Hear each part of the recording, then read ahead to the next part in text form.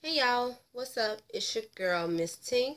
That's M-I-Z-Z, not M-I-S-S. You already know. Shout out to T for the braids. And you already know I'm putting her description at the bottom, as always. But yeah, and we're here to talk about If Loving You Is Wrong, Season 3, Episode 4 or 5, one of them, The Shed. But anyways, let's go ahead and get into it. So the scene opens up where we see Esperanza coming in. She's training for the night shift dispatcher or whatever, and she's see Lucius Lucian, not Lucius, wrong show. And they see Lucian, and she's talking to him, asking how he's been doing everything, and that's when Lucian noticed that Esperanza don't look too well, and he's concerned about her, wondering how she's doing, and of course she's lying, saying she's doing all right. But Lucian can tell something ain't right. He could tell. After that, that's when Esperanza and Lucian go back and forth about, don't tell Eddie that she's here because, they got their little thing going on. And Lucian asking Esperanza about Eddie and her relationship. And of course, she's saying that nothing's going on between them two, but whatever. Then that's when Esperanza opens up her big mouth saying that Alex had the baby and, and that's when Lucian was like, well, let me call Brad. And she's like, no, don't call. Basically, talk to Natalie. Natalie tell you everything. Yeah, Lucian don't call Brad. Just leave it to Natalie. And then after they're talking and having their conversation, Esperanza asks how the new partner was because, Lucian used to be Eddie's partner or whatever. And to Lucian, Pete is a better partner than Eddie, of course, because, more rookie, and even though Lucian's sort of a rookie, he's more experienced than Pete, so he likes it better. No, less drama, pretty much. And all of a sudden we see the new chick the new dispatcher come in. She was cute. Hair was a little bit too much, but she was cute, and I liked the little zipper skirt. Body was off the chain. I noticed that her and Lucian caught eyes. I was like, is this sparks fly? But I could be wrong. But anyways, let's go ahead and press play to the next scene.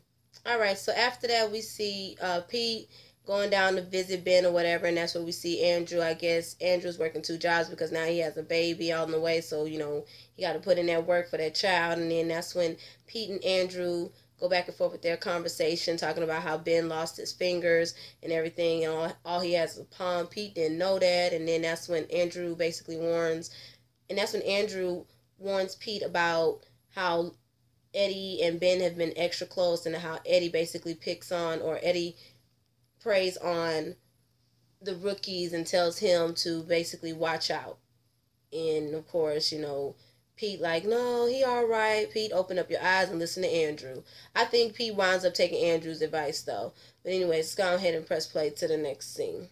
No. All right, next we see Pete coming into Ben's room. Ben acting like a little bitch, bothering the nurse, needs some pain meds because he's in pain. Nurse ain't budging for it, and she like, whatever. And that's when Ben dismisses the nurse, and then Pete trying to come in there and make light of the situation. Ben ain't trying to hear that shit. He in pain. He wants the pain to go away, and he don't want to hear shit that Pete is saying about anything about, oh, you can use your palm and you're a right hand. He don't want to hear that shit. And overall, Pete shut the fuck up, and Ben dismisses his ass too. Then calls the nurse in again for more pain meds, and she looking at this nigga like, nigga, you got a high tolerance for this shit. What the fuck? You a substance abuse of this drug? He's like, I'm not a drug addict. She like, okay, because they gave him more than two people can handle, but yet he's still in pain. So she looking at this nigga kind of suspect. So she don't want to hear shit. She not budging. Ben dismisses her ass, and on the way of her exit, calls her a bitch. I was like, hold on, Ben. Just cause you fucked up and you scared of Eddie, don't take your shit out on her. But anyway, let's go ahead and press play to the next scene. All right, next we see Natalie's son Joey, cleaning up, doing his job, doing what he's supposed to do, and then we see Vaughn running in with her little hoodie on. Apparently, she just came from a blind date. Joey questioned her like that's her nigga or whatever, but of course, Joey has a crush on Vaughn. I think that's her name, Vaughn. I could be wrong. And Vaughn wants him as well. And all of a sudden, Vaughn pulls out a joint. That was a big ass joint. All right, girl, who rolled that? Maybe the nigga on the blind date rolled it. Anyways, Vaughn pulls out the joint and wants to smoke it with him, and he talking about no, he doesn't want to come home with that shit on him. And she like, well, if you smoke it with me, I help you clean up. And then takes off his clothes, well, not his clothes, but takes off his shirt and says, well, now you don't have to worry about having the smell on you. And then then all of a sudden conversation goes from smoking to you already know. And while he lights up the joint, she just, undoes her little thing and everything and drops on her knees and gets to work. I was like, all right, Vaughn. Girl, tell that nigga what the fuck you want. All right, girl. She came in there to fuck. Joey, she want your ass. She came in there to fuck. But anyways, let's go and press play to the next scene. Alright, next we see Kelly sleep in her bed and she hears some strange noises and looks over and see some strange man trying to break into a next door neighbor house and calls the 911 dispatch. That's when we see Esperanza and the trainee, doing their thing, and Esperanza's listening to her while she training, doing her first call and, doing the normal 911 dispatch. But where she fucked up on was like, what should I do? She said, girl, drop down for cover or some shit like that. I was like, girl, that is not what you say. The only reason why I know that because my mama works for 911 dispatch and she be telling me all the time, that is not what you say, girl. You got to keep it calm. She said, girl, drop down and run for cover. Find some shelter, cover, whatever. I was like, all right, girl. But Esperanza just basically was like, girl, please, and took over and then noticed that it was Kelly and then told Lucian to get over to Kelly's house and basically stayed on the phone with Kelly and tried to calm her down until Lucian got there or whatever. And, Kelly all scared. She don't know what's going on and shit. I would have been scared too. That's too damn close for comfort. But anyway, let's go ahead and press play to the next scene. Alright, so the next scene opens up where we see Alex in the hospital trying to get in touch with Brad. Brad ain't answer the phone, left the phone in the house while he out doing what he do best, up in the shed with Marcy. Then we see Vaughn coming up, or should I say Vaughn finishing, doing her oral duties on Joey. And they talking, and that's when they both come out and say they both want each other and but of course, Joey has to leave Vaughn alone because he doesn't want to risk his mom losing his job because Vaughn, I believe, is the daughter of the manager or the GM of the store, whatever it is. Vaughn really don't care. Vaughn wants to be with Joey, and she just says, fuck it, I want you, and Joey says, fuck it, I want you too, and they wind up banging in the damn restaurant. I was like, all right, right there on the counter. I hope y'all disinfect the fuck out of that shit before opening shift in the morning. But it is what it is. Go ahead and press play to the next scene. Alright, next we see Lucian gets to Kelly's house, and that's when they see, or should I say they apprehend the suspect of who it was. Come to find out it was Miss Jean's son. He was really worried about his mom because they talk every day, but he hasn't heard from her. And that's when Kelly was like, well, she said that she was coming to see you. And he was like, yeah, but she never called. And so I jumped on the plane to see what's going on. And he had a gut feeling that something was going on because, she's a diabetic. And, he's wrestling with Lucian and Pete. And Lucian, take it easy on Pete. Damn, he ain't do shit. He trying to be helpful. At least he better than Eddie. Damn. And then all of a sudden he tells Pete to go inside and check what's going on. Pete goes in there while, what's his name? Avery. Miss Jean's son, I can't think of his name. Waverly, Avery, something like that. And then all of a sudden Pete comes out and coughing and stuff and says, you don't want to go in there. And come to find out Miss Jean done died in her sleep and her son just breaks down. I was like, oh my God. The acting that he did was great. Tyler, you did that with that pig. He was really devastated. And, overall, even though Lucian was acting like a tough guy, he had to understand, like, he hurting. And he just collapsed in Kelly's arms. And once Lucian, uncuffs him, that's when he holds on to Kelly. All Kelly could do was like, I'm sorry. Like, girl, just console him, girl. His mama gone. Console him, girl. I felt sorry for him. I did. I really did.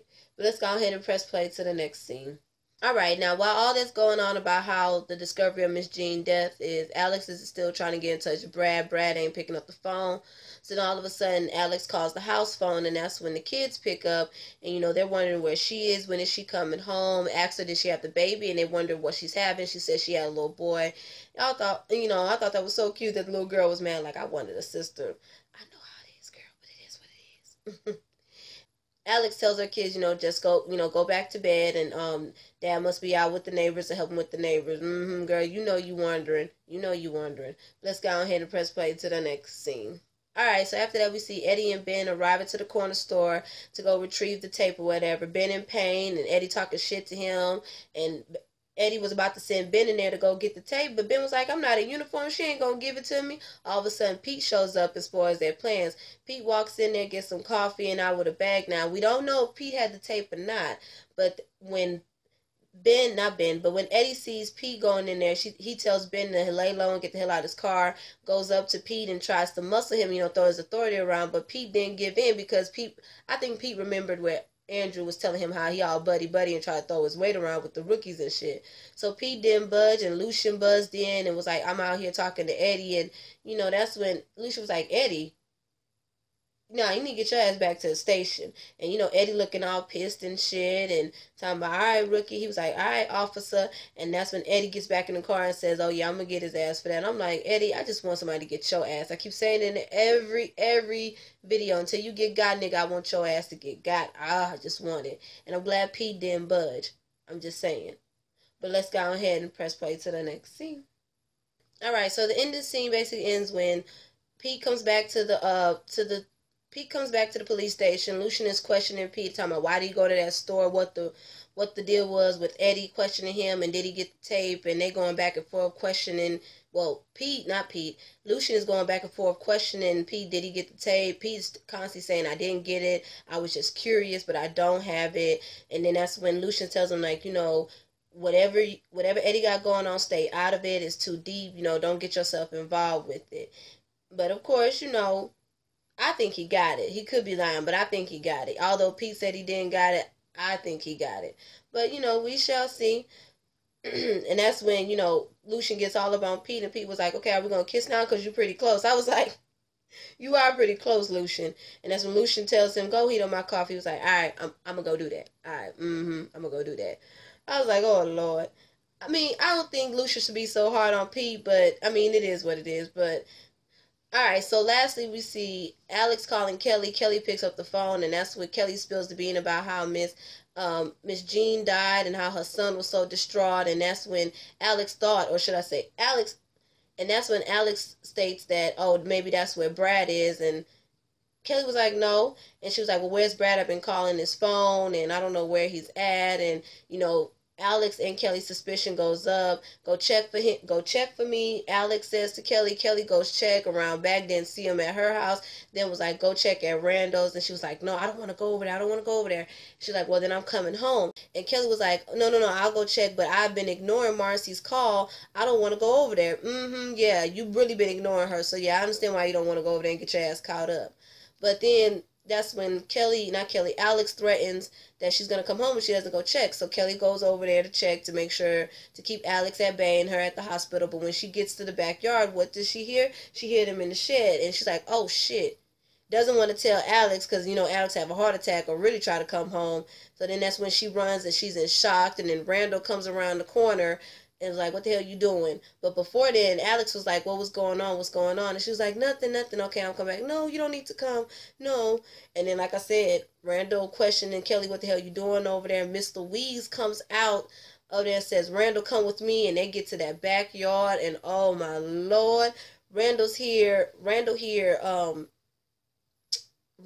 Marcy and Brad going at it, going to town. Runs in there, opens up that shed. And what does he see? Sees Marcy bent over and Brad fucking her from behind just pretty much the same way Randall did Alex. I was like, oh shit, payback's a bitch, Randall. I cannot wait to see next week. Oh, that's going to be a good one. Woo, yes, that's going to be really good. But overall, y'all, it was good. It was a filler, I would say, because I can't wait to see how next week comes out. And I want Marcy to spill the beans about Randall over there acting like a little bitch to your mama. You deserve that shit. And, of course, I want Eddie to get caught up, too, as well. But then, also, Joey and Miss Vaughn get caught up, too. Ooh, Natalie. What Natalie gonna say? All right. But anyways, y'all, that's the end of my review. If Loving You Is Wrong, Season 3, Episode 4 or 5, whatever it is, The Shed. Again, y'all, check out my sister's website. That's at the bottom. Again, please come out, or please come, or should I say, please join me on the online Scentsy party with me and Much Love from KY and a bunch of others. The link will be in the description box. And again, y'all like, comment, subscribe, and share. I am MizzTink. That's M-I-Z-Z, not M-I-S-S. And the channel is Naturalpolesista TV. All right, you guys have a blessed one, all right?